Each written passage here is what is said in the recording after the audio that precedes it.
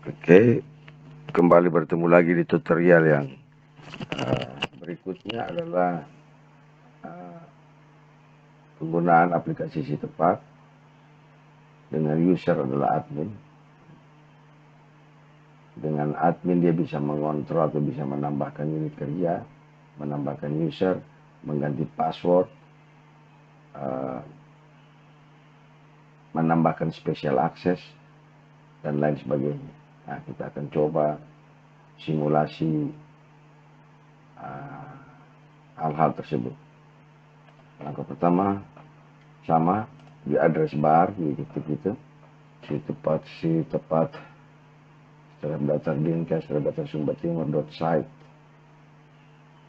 atau TPS ya, seperti ini. Kemudian nanti kami akan bagikan akun masing-masing. Ini kita masih pakai akun dummy dulu.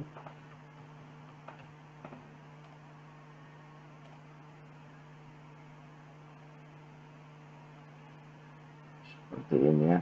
Begitu login masuk, maka di bagian dashboardnya itu langsung model setting periode. Setting periode di sini dia hanya satu saja yang aktif. Jadi kalau sekarang yang aktif tahun 2022, maka seluruh aktivitas yang ada di yang sedang berlangsung ini, mulai dari di tahun 2022, mulai dari tanggal 1 Januari sampai 31 Desember. Jadi ini bagian yang sangat penting. Jadi kami minta supaya kalau misalnya ada orang yang ditugaskan sebagai admin, mohon koordinasi dengan kami sebelum mengganti ini. Karena ini sangat berbahaya kalau misalnya diganti di tengah jalan. Contoh misalnya, sekarang tahun 2022 dan belum selesai tahun 2022, sudah memasuki tanggal 29 November misalnya. Tiba-tiba diaktifkan tahun 2023, maka semua aktivitas penambahan obat masuk, obat keluar, dan semua transaksi obat itu otomatis akan berubah tanggalnya. Jadi bukan lagi November, tapi sudah tahun berikutnya. Nah, jadi seluruh aktivitas pasti tidak akan bisa berjalan seperti itu. Karena itu kami minta supaya kalau misalnya mau mengubah ini, minta koordinasi dengan kami untuk langkah awal. Contoh misalnya tahun depan, karena sekarang kami hanya pakai untuk latihan tes data dummy, latihan untuk para operator di puskesmas. Boleh dicoba, silakan dicoba untuk tahun 2022. Tapi begitu mau dijalankan implementasi di lapangan 2023, maka itu mungkin bisa dikonsultasikan dengan kami untuk kami ganti menjadi tahun 2003. Seperti itu. Atau kalau memang dirasa sangat penting, biar kami matikan ini supaya kami aja yang bisa akses bagian ini, bagian setting periode ini. Ini sangat kritis, sangat penting bagian ini. Oke, di sini kita terlihat ya, data nomor 2 itu adalah periode tahun 2022, tahun anggaran, mulainya 1 Januari sampai dengan 31 Desember. Berarti masih aktif di bagian sini. Nah, seperti itu. Kalau misalnya sudah masuk sekarang tanggal 1 Januari 2023, maka kita bisa ubah untuk kita aktifkan tahun 2023. Aktifkan tahun 2023. Seperti ini. Dia menjadi 1 Januari 2023 sampai 31 Desember. Data ini tidak bisa dihapus, karena kalau misalnya 2020 dihapus, maka seluruh aktivitas tahun 2002 seluruhnya mulai dari tanggal 1 sampai 31 Desember akan terhapus. Jadi hanya dikasih statusnya nonaktif. Dikasih nonaktif supaya datanya tetap ada, tapi tidak aktif. Karena yang aktif adalah tahun 2023. Seperti itu.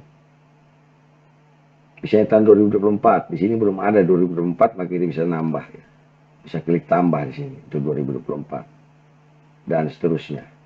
Seperti itu. Oke, kembali lagi ke bagian ini. Karena sekarang masih aktif tahun 2022, kita akan aktifkan kembali statusnya yang tadi tidak aktif, menjadi aktif di 2022. Klik ubah, dan kita aktif. Nah, seperti itu ya. Oke, setelah itu kita masuk ke bagian obat. Di sini ada dua ya, kategori obat dan satuan obat. Kategori obat ini adalah seluruh kategori yang ada di Dinkes. Jadi kategori di sini kalau kita catat ada 37, kita bisa klik sini untuk tampilkan semua. Ya, mulai dari saluran cerna, anti asma, anti tusik dan ekspektoran dan seterusnya.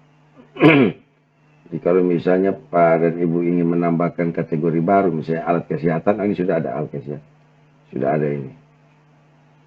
Tambahkan kategori baru saja di sini.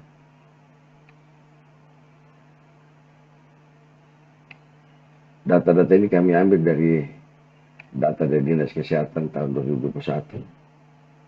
Jadi kami coba membuat kategorisasi dan terbentuk 37 kategori. Ini ada kategori lainnya juga. Oke, kalau mau nambah silakan ditambah. Contoh ini kategori obat. Dia ada sementara aktif di kategori obat, langsung kita tambahkan di sini. Nama kategori dan statusnya aktif atau tidak aktif, seperti itu. Misalnya saya mau nambah salah satu kategori. Ini saya kasih nama testing lah. Pilih aktif, tidak aktif. Nah, saya submit. Maka muncul kategori baru yang namanya testing, tidak aktif. Aktif dan tidak aktif ini sangat penting ya. Jadi kalau misalnya dibikin aktif, maka kategori ini akan muncul di tampilannya user. Sedangkan kalau tidak aktif, dia tidak akan muncul, tidak bisa dipilih. Jadi kalau Pak dan Ibu sudah membuat baru, ya harusnya diaktifkan. Karena ini data coba-coba, ini data dummy ya, kita kasih tidak aktif dia. Oke, ini kategori sudah, kita pindah ke bagian satuan obat. Sama dengan kategori, satuan ini juga kami ambil dari laporan persediaan di Dinkes. Dia satuannya itu ada 37, 36, 34. Dua kategori ini tidak dipakai. Kami yang uji coba saja. Satuan ya. Ada tablet, ampul, box, pieces, botol, dan seterusnya. Jikalau Pak dan Ibu merasa ada sesuatu yang belum ada, mau ditambahkan, silakan ditambahkan sini. Dengan cara mengklik tombol tambah. Ini tambah satuan. Seperti itu. Dan sama seperti kategori, maka harus diaktifkan. Karena dua-dua ini data dummy, kami tidak mengaktifkannya. Kami membuat statusnya nonaktif. Oke, demikian. Kembali ke sini lagi. Di sini user yang dipakai. Jadi salah satu fungsinya adalah kami menambah admin bisa menambahkan user. Misalnya saat user dari mana ya? Dari puskesmas ini baru 9 orang. Coba kita tambahkan ya. Tambah user baru. Misalnya user sebentar kita mau coba buat dari mana ya. Tambahkan saja misalnya. Saya kasih nama Margareta. Misalnya seperti itu. Dia tidak boleh ada spasi. Tidak boleh ada spasi ya. Jadi kalau Anda mau tulis nama, bisa aja disambung langsung. Atau pakai underscore. Seperti ini. Tidak boleh dibuat begini. Di error ya. Jadi langsung sambung saja. Tidak boleh ada spasi. Passwordnya apa? Misalnya passwordnya sama. Margareta. Nama usernya, kalau ini boleh dipisah.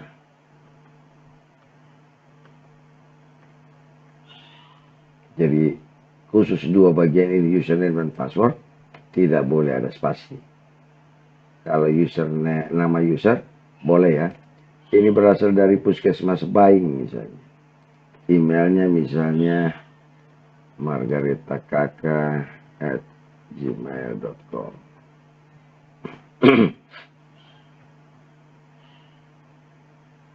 Misalnya seperti itu.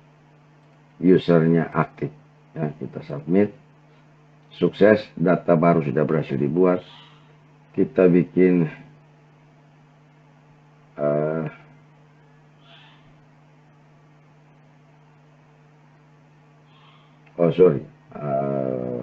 sebentar ya. Username ini ternyata panjangnya ini hanya berapa nih? 2, 4, 6, 2, 4, 6, 8, 10. Maksimal hanya 10 ya. 10. Panjang username itu maksimal 10. Oke, ternyata panjangnya maksimal 10. Jadi kalau mau bikin username panjangnya maksimal 10. Tidak bisa diganti di sini. Saya ganti langsung dari sistem. Jadi saya sudah edit, sudah diubah. Username-nya hanya MKK, namanya Margareta Kakak. Seperti ini. Unit kerjanya seperti ini. Hak aksesnya adalah Puskesmas. Puskesmas, oke. Sekarang sudah nambah user baru di Puskesmas. Kita coba untuk login di Puskesmas ya. Oke, kita coba user baru. Ya, kita coba menggunakan user baru untuk login ya. Itu saya coba tadi username-nya MKK. Passwordnya itu Margareta. Ya, kita kasih aktif ini supaya bisa lihat. Margareta Kakak. Nah, seperti ini passwordnya tadi. Sepeda, bukan sepeda, lampu lalu lintas. Seperti itu. Oke, login. Oh, salah ya. Salahnya di mana? Ini kayaknya passwordnya itu. Username-nya sudah benar. Kalau kita lihat di sini, username-nya adalah MKK betul, passwordnya ya. Mari kita ubah password tadi. Password baru MKK sajalah. Nah, password baru seperti itu. MKK bisa saya ubah lagi. Oke, password baru sudah disimpan. Password baru atas username MKK. Kita coba lagi. M_KK. Passwordnya juga sama M_KK. Ini kalau dilihat. Oke. Kita cek. Sudah bisa masuk ya. Dari Puskesmas Baing. Benar ya. Unit kerja Puskesmas Baing. Ini sama benar. Berarti sudah berhasil masuk ya. Margareta Kakak. Mungkin awalnya itu kita pasang foto dulu. Foto perempuannya memangnya.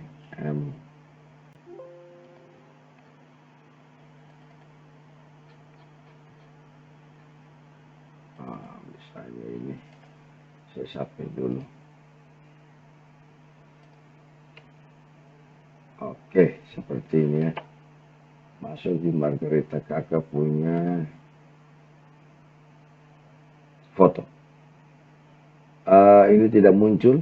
Oke, kita coba logout baru login kembali. Ulangnya MKK supaya fotonya muncul.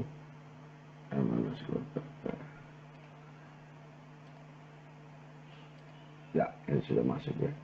Sudah ya, berarti admin sudah berhasil membuat user baru. Kita kembali lagi ke sini. Sudah bisa dipakai nih. Ini user.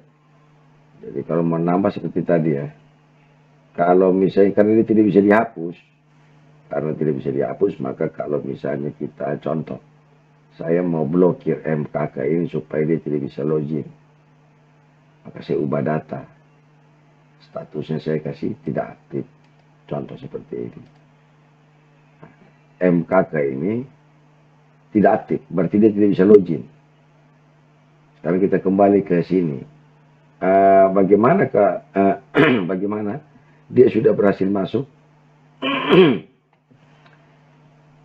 Sepertinya tidak ada pengaruh. Ya, kalau dia sudah berhasil masuk, memang tidak bisa lagi.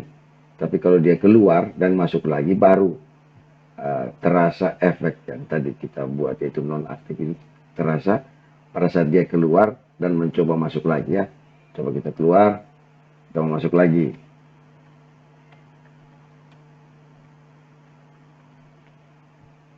Pasti tidak bisa. Ya, tidak bisa ini ya. Karena dikasih non-aktif oleh admin. Oke, kembali ke sini. Kita ubah lagi, kasih aktif dia.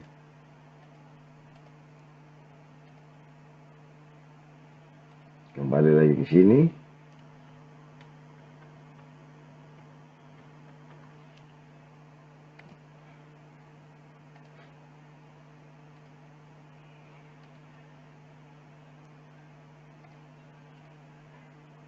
Sebentar. MKK. Passwordnya M. Sama ya.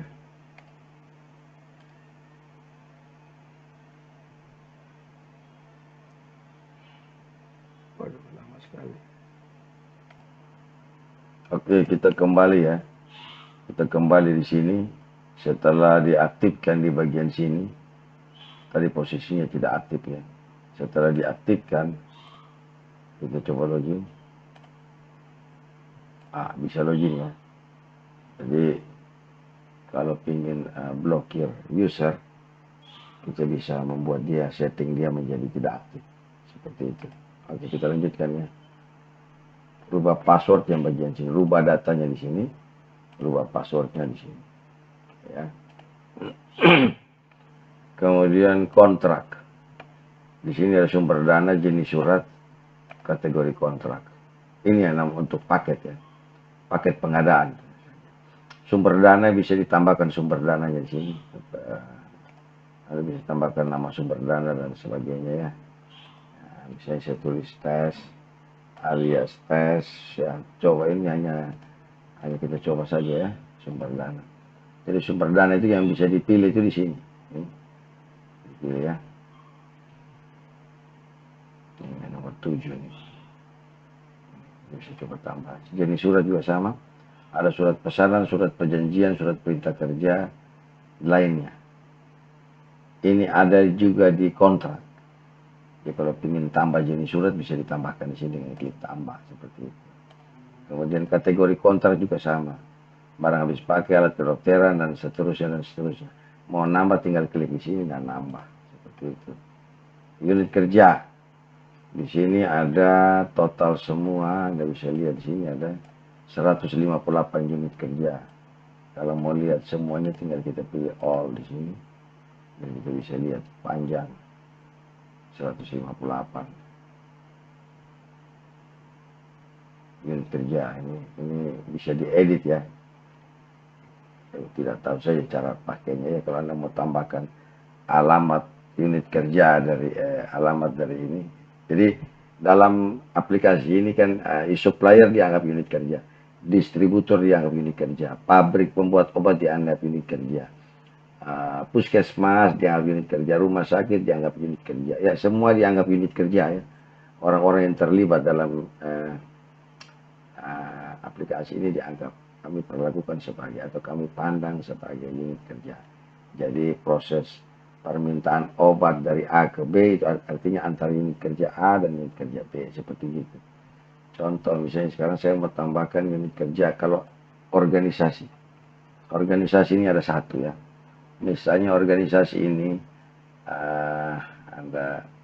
ada permintaan khusus dari dinas kesehatan misalnya pada saat bencana alam. Mau ditaruh di mana? dia ya kita bikin saja organisasi ya. Ini organisasi kebetulan baru satu, saya bisa tambahkan sini. Anggap saja organisasi misalnya ini dinas sosial. Tipe unit kerja adalah organisasi. Alamatnya silakan diketik ya. Nah ini kita coba saja dulu. Telepon juga nanti silakan di ini emailnya juga. Ini hanya apa namanya data dummy, jadi kita coba saja aktif, kita tambahkan. Dinas sosial sudah menjadi salah satu organisasi di sini. ORG 2. Oke, seperti ini. Silakan nanti ditambahkan saja. Kalau mau ubah boleh, misalnya di sini saya di sini.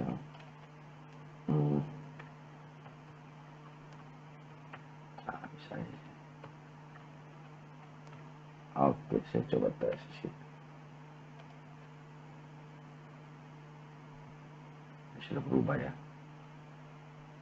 Silakan ditambahkan ya. Misalnya tahun depan katakanlah ada 2 puskesmas baru. Jadi tambahkan saja puskesmas itu sebagai unit kerja baru di sini ya. Oke, dan yang terakhir kita bahas mengenai special access. Special access itu apa maksudnya? Special access itu misalnya untuk membuat pengisian data mundur ya. Saya ambil contoh misalnya ini Margareta Kakak dari Puskesmas Bain. Ternyata kemarin lupa input. Sekarang baru mau input. Padahal transaksinya terjadi kemarin. Kalau misalnya dia mau lakukan permintaan obat, mau nambah baru. Oke, ini kita coba bikin dulu ya. Salah satu misalnya. SB. Oh, sebentar. Ini masih kosong. Oh ya. Semua data masih kosong. Semua data masih kosong ya. Saya barusan reset semua data, jadi tidak bisa kita simulasi. Nah, intinya beginilah, kalau sudah jalan, kalau mau saya mau nambah permintaan, itu tanggalnya mungkin masih bisa di sini permintaan barang. Tapi pada saat dia punya tanggal transaksi, itu dia tidak bisa lagi mundur. Tanggalnya harus hari ini. Tapi bagaimana kalau orangnya lupa? Misalnya Margareta Kakak ini harusnya input data kemarin, tapi dia lupa. Dia baru ingat sekarang, dia mau input data sekarang, tapi yang kemarin punya data. Nah, dia harus hubungi admin. Admin harus memundurkan tanggal. Inilah namanya fungsi special access ya. Ini saya hapus aja sudah. Saya hapus special accessnya. Oke, saya tambahkan misalnya username-nya kan tadi MKK. Jadi ini artinya hanya MKK saja hanya Margareta Kakak saja yang bisa mengisi data mundur. Data mundur dari tanggal berapa sampai tanggal berapa. Terserah admin. Ya, contoh. Ini dari Bain ya, kalau Puskesmas Bain. Periodenya ini 2022. Saya tanggal aktifnya, tanggal mundurnya aktif. Tanggal mundur mulai dari tanggal berapa? Misalnya 27. Jam berapa? Misalnya jam pengisian formatnya seperti ini ya. Misalnya jam 10.00 sampai ini. Sampai tanggal berapa? Sampai ini hari ini. Sampai kemarin lah. Sampai jam 23.00 detik 2 ya, detik 2. Setelah ini selesai, tinggal diklik submit. Nah, ini sudah expire ya. Maksudnya expire karena sudah tidak berlaku. Selesainya kan kemarin. Sekarang tanggal 29 ya. Jadi tidak bisa, tetap saja special access, tapi tidak bisa dipakai karena sekarang tanggal 29. Padahal batas waktu terakhir itu adalah jam 23 di tanggal 28. Kita ubah saja. Berarti ini sampai tanggal 30 saja. Jam 23. Nah, jadi aktif ya. Artinya Margareta Kakak di Puskesmas Baing, dia bisa menginput data mundur transaksi di tempatnya dia mulai dari tanggal 8 November jam 10 sampai dengan tanggal 29 November sampai dengan tanggal 30. Oh sorry, ini tadi maksudnya tanggal 27 sampai dengan tanggal 30. Nah, mengisi mulai dari tanggal 27 jam 10 sampai 30 jam 23. Status aktif. Nah, dengan status aktif sini maka di antara katakanlah 25 atau 26 operator puskesmas, hanya satu orang, yaitu Margareta Kakak saja yang bisa mengisi mundur, sedangkan operator yang lain tidak bisa. Jika sudah lewat waktunya dan statusnya berubah jadi expired, otomatis Margareta Kakak tidak bisa lagi mengisi mundur. Seperti itu. Itulah fungsi special access. Special access adalah akses khusus atau akses spesial yang diberikan oleh admin kepada operator atau user di puskesmas untuk mengisi data mundur. Saya sarankan supaya jangan sering-sering dikasih special access gitu. Oke. Oke, cukup sekian saja pembahasan ini. Terima kasih.